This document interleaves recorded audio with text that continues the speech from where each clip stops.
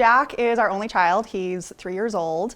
And he actually was a preemie, so he was born 29 weeks premature. And then around 6 months old, we started to see some regressions, and they were very, very quick. We kicked off genetic testing pretty quickly, and within a few weeks, he had the diagnosis of Leigh syndrome. The majority of kids with Leigh syndrome are not verbal. They have mixed responses with using communication devices. So we actually didn't have a lot of people that were very encouraging with us trying it with him being so little, but he has just thrived with it. So I told the speech pathologist that I was interested in trying out the GridPad 13. We went up the next week and we had Jack first try out one of the learning games, and immediately he picked it up. By the end of the session, everyone in the room was crying. We were just so proud of Jack and so impressed with how well he was doing.